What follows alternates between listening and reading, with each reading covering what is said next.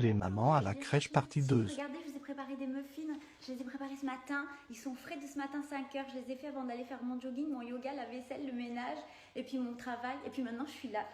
Voilà. Du coup, je peux vous les poser là? Pas de souci. Par contre, vous pouvez les manger. Hein. Moi, j'en ai mangé 25. J'ai pas pris un gramme. Regardez-moi cette ligne.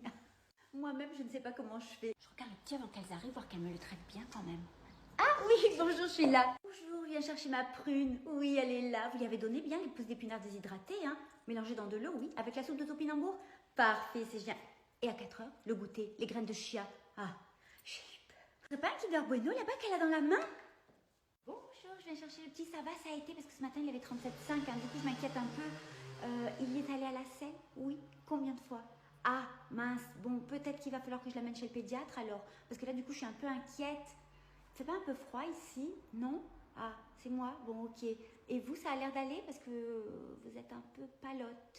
Vous êtes sûre que vous ne pouvez pas une gastro? Et prenez un peu de gel hydroalcoolique, c'est plus prudent. Bonjour Mathilde, j'arrive pas à joindre mon mari. Est-ce que vous pouvez me le passer s'il vous plaît, s'il est dans les parages? Bonjour Lisa, mais votre mari ne fait plus partie de la boîte. On a eu un plan social il y a 3 mois, il a été un des premiers à partir. Il ne vous en a pas parlé? Pardon? Ben visiblement non. Mais comment ça depuis 3 mois? Il part tous les matins très tôt de la maison pour venir au boulot et il rentre tous les soirs très tard. Mais qu'est-ce qu'il fait de ces journées? Je suis vraiment désolée, mais je ne sais pas. Si vous voulez, par contre, je peux quand même demander au service social s'ils ont des infos. Mais là, vraiment, désolée, je ne peux pas vous dire mieux. Hein. Je suis au courant de rien. Ah bah oui, oui, je veux bien, merci de me le proposer. Si ça vous ennuie pas, mais est-ce que ça peut rester entre nous? Merci. Qu'est-ce qu'il fout encore, celui-là? Eh ben, elle en a mis du temps à capter, la pauvre. Encore un qui fait de la merde. Salut chérie, ça va? Ça va, oui. T'as passé une bonne journée au boulot? Oui, beaucoup de travail comme d'habitude. T'as vu, en plus j'ai fait des heures sup. Bon, je vais aller prendre une douche parce que je suis claquée, j'ai besoin de me détendre. C'est ça, oui, va prendre ta douche. Il se fout de ma gueule, lui. Mathilde, il cherche encore du travail, mais il y a un truc bizarre. Je vous appelle demain. Qu'est-ce que c'est cette histoire? Super, la nouvelle meuf de mon ex. Qu'est-ce qu'elle veut celle-là encore? Oui, allô? Oui, Juliette, c'est Carla. Tu sais, la future femme de ton ex. Je t'appelle parce que j'en ai un peu marre que vous parliez tout le temps ensemble, donc je ne veux plus du tout que vous soyez en contact. Est-ce que c'est clair? Ok, mais tu sais qu'on a un enfant de 3 ans ensemble, donc ça va être un peu compliqué là, ton histoire. Je savais que tu allais dire ça, mais désormais tu parleras avec moi. Hein. On prendra les décisions ensemble. Ouais, est-ce que Pierre est d'accord? Parce que je t'avoue que ça me surprend un peu, tu sais, on a un enfant, il est tout petit, enfin c'est pas un jouet qu'on se partage, hein, donc on a des décisions à prendre entre parents responsables. Ma pauvre, tu sais, Pierre se pliera à mes attentes. Hein. C'est pas comme quand il était avec toi. Enfin bref, vous avez vraiment une complicité qui ne me convient absolument pas quand vous discutez du petit, donc il va vraiment falloir arrêter ce manège. Est-ce que tu comprends ça? Mais toute notre discussion tourne autour de notre fils, je vois pas en quoi tu parles de manège, c'est quoi ce délire là? Qu'est-ce que tu te fais comme film encore? Non mais tu dois comprendre que nous aussi on va fonder une famille. Et donc tu dois m'inclure et me consulter aussi quand vous prenez une décision qui concerne ton fils parce que ça concerne aussi mon quotidien. Tu vois, donc autant que tu me parles à moi et je transmettrai à Pierre. Bah tu sais quoi, tu vas dire à Pierre qu'il me rappelle, c'est urgent, parce qu'on va discuter ensemble sur le fait de t'inclure dans la prise de décision de notre fils. Est-ce que c'est bon comme ça te va si tu transmets les messages comme ça? T'es en train de te foutre de ma gueule là, non? Ah mais pas du tout, j'en discute avec lui et on revient vers toi. C'est bon pour toi? Allez, je te laisse, j'ai du boulot. Ouh, elle m'a raccroché au nez. Je veux divorcer. Tu me dis ça comme ça? Oui, ça fait un moment que j'y pense. Regarde-toi comme tu t'habilles, tu te laisses carrément aller, t'as pris du poids, tu t'occupes que des gosses et de la maison. Moi, tu me donnes plus envie. Mais tu m'as jamais rien dit, c'est la première fois que tu m'en parles. Ne fais pas l'étonner, t'as pris 10 kilos, tu croyais quoi, que j'allais rester avec toi toute ma vie? Tu sais très bien que mon truc c'est les filles minces. Quand je t'ai connue, t'étais toute fine, t'étais comme ça. Mais on a 2 enfants et ils sont encore petits. Et puis avec le travail, la maison, les courses, les enfants, j'ai pas une minute à moi, je peux même pas aller au sport. Et quand je rentre le soir, je suis fatiguée, j'ai pas envie de manger léger.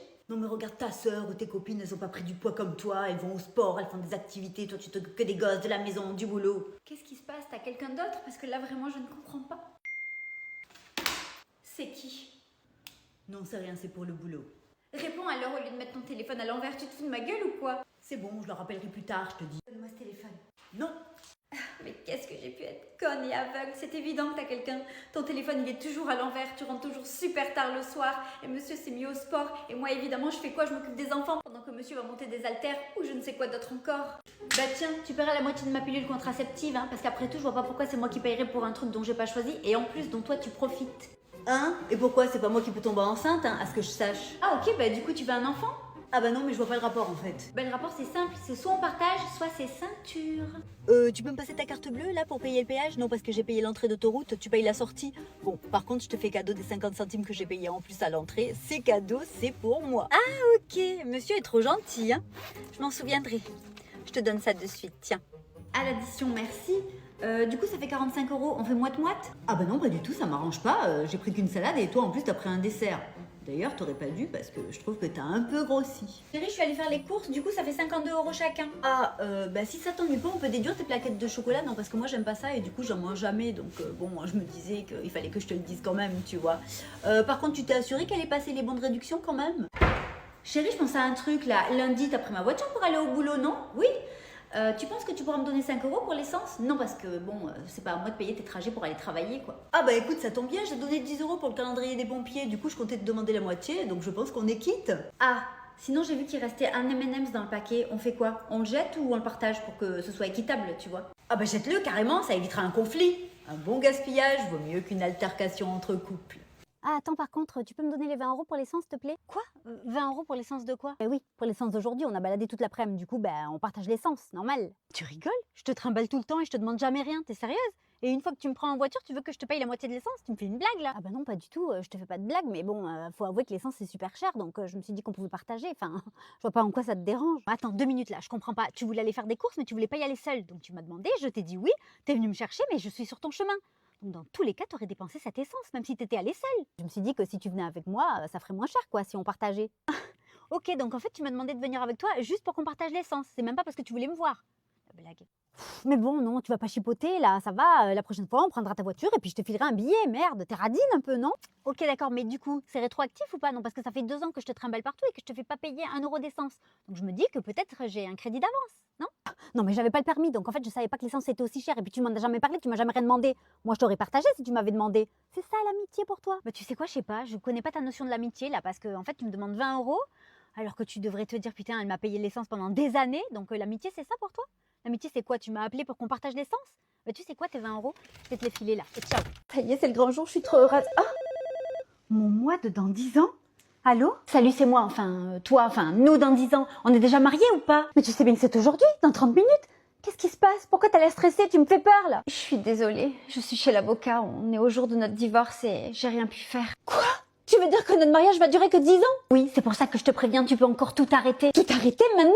Mais il s'est passé quoi? Il nous trompe, c'est ça? Non, enfin, je crois pas. Il a juste dit qu'il avait plus de sentiments et qu'il m'aimait plus. Je fais quoi alors? Je suis en train de me préparer, tout le monde m'attend là. Tu vas pas me dire que t'as rien vu venir quand même? Si, avec le recul, j'aurais dû voir qu'il y avait des signes, mais tu sais très bien que l'amour rend aveugle. Et c'est un peu notre point faible. Mais t'as rien fait pour sauver notre mariage? Tu t'es pas battue? Mais si, j'ai tout essayé, mais il est tellement détaché. Il y a vraiment plus d'amour de son côté, hein. Tu sais quoi, je le reconnais plus. Je reconnais plus l'homme que j'ai épousé, avec qui j'ai passé 10 ans de ma vie. On a quand même eu des bons moments. Ah ça oui, 10 ans de bonheur absolu. Et c'est pour ça que je te préviens, parce qu'en vrai, je sais pas quelle décision il faut que tu prennes. Mais t'es sérieuse? T'es pas prête? Tout le monde t'attend en bas pour le mariage. Si, vas-y, c'est bon, j'arrive. Laisse-moi 2 minutes. Ok. T'es toujours là? Oui, je suis là. À toi de prendre la bonne décision maintenant. Je te souhaite bonne chance. Merde, j'ai oublié de lui dire qu'on avait des enfants. Mon fils vient de me dire que tu ne veux pas te marier à l'église. Qu'est-ce que c'est encore que cette plaisanterie? Tu m'expliques? Constance, on parle de mon mariage et je suis athée, vous le savez très bien, donc non, pas d'église, désolée. À ce rythme-là, pas de robe blanche, pas de oui je le veux, tu vas dire quoi? Oui, je vais faire de mon mieux jusqu'à que la ruine nous sépare, parce qu'avec toi je m'attends à tout maintenant. Votre fils est d'accord, donc je vois pas où est le problème. Et puis de toute façon, ça ne vous regarde pas. Il fait ça pour te faire plaisir, t'as pas compris encore, c'est toujours lui qui se plie au moindre de tes caprices. De toute façon, votre mariage, il ne marchera pas, je l'ai toujours dit. Heureusement, vous avez fait un contrat de mariage, c'est au moins ça qui nous sauve. Alors, puisqu'on en parle, nous avons décidé de tout partager. Donc non, pas de contrat de mariage non plus, Constance. C'est une blague, j'espère. Je lui ai toujours dit de pas se marier avec une prof de yoga vegan en plus, qui pense que de se marier devant un food truck avec du tofu, c'est une mission de vie. Mon Dieu. Avec tout le respect que je vous dois, Constance, excusez-moi de pas avoir envie de devenir comme vous. J'ai envie que mon mariage soit une soirée entre amis et pas une émission de secret d'histoire. Parfait, bah tu sais quoi, votre mariage se fera sans moi et mon fils t'en voudra toute sa vie pour ça. Bah très bien, parfait, comme ça fera une personne en moins qui critiquera le buffet, puisque de toute façon, tout le monde critique toujours tout. Et puis vous inquiétez pas non plus, votre fils s'en remettra d'avoir une sorcière comme mère. En parlant de sorcière, tu sais que les gens qui se marient pas à l'église finissent en enfer, mon petit. Bah c'est parfait ça, et surtout attendez-moi en enfer, hein. On boira l'apéro toutes les deux. On sait jamais, peut-être qu'un miracle. Cette génération, maintenant je les supporte plus. Quoi? Un enfant après 35 ans, t'es sérieuse? Mais pourquoi pas 40 aussi? Ça te fera rien de passer pour la grand-mère à la sortie de l'école? Non mais t'es sérieuse, aujourd'hui c'est différent, les temps ont changé. Quoi? Et en quoi ça a changé? Avoir 40 ans aujourd'hui ou il y a 30 ans en arrière, c'est la même chose, hein, faut arrêter avec ça. Mais tu vois, j'ai profité de ma jeunesse, j'ai voyagé, et maintenant je vais pouvoir m'occuper de mon bébé pleinement, je vais pouvoir profiter de lui. Mais tu penses à ton enfant quand tout le monde se moquera de lui devant l'école parce que sa mère elle ressemble à sa grand-mère? Quand tu seras tellement vieille à son adolescence que tu pourras même pas te lever pour aller le chercher en boîte parce que tu pourras pas te lever du lit. Oh non mais toujours plus, ça va, hein, 50 ou 60 ans, t'es pas non plus au fond du trou. Ben moi j'ai eu mes enfants entre 20 et 30 ans et je trouve ça très bien parce qu'au moins on profite ensemble. On est sur la même longueur d'onde et tu vois mes enfants c'est aussi un peu mes potes aussi. Oui mais tu vois moi avec les voyages j'ai vraiment profité et j'ai pas gâché ma jeunesse en tout cas. Oui en fait ce que t'es en train de dire c'est qu'avoir des enfants sur le tard c'est être égoïste parce que t'as pensé qu'à ta gueule. Et forcément en plus ils perdront aussi leurs parents plus tôt que si tu les avais eu à 25 ans. Mais tu peux aussi mourir jeune, ça n'a rien à voir, faut pas penser à ça aussi sinon tu vis plus. Et puis les avoir plus tard ça m'évitera d'être comme toi, hein, une mère amie et de vouloir ressembler à une ado parce que l'éducation quand on est jeune je sais pas si c'est la même que quand on a de l'âge. Regarde toi tu t'habilles comme eux, tu ressembles à tes gosses. Ah bah c'est sûr que toi à 60 ans t'auras du mal à t'habiller comme une gamine de 20 ans. Hein. Allez je te laisse, j'ai pilate avec ma fille. Ciao mamie. Je vous l'ai jamais dit, mais j'ai un fils qui a 20 ans. Enfin, ça oui, si vous le savez, mais il est parti depuis le mois de septembre vivre en Australie. Voilà. Donc lui, il vient de fêter la nouvelle année. Et je voulais lui souhaiter à travers cette vidéo une très bonne année 2025, même si je l'ai eu au téléphone. Mais il était à Sydney sous le feu d'artifice et du coup, je n'ai pas pu bien le voir. Donc voilà Arthur, je voudrais te souhaiter une très bonne année 2025.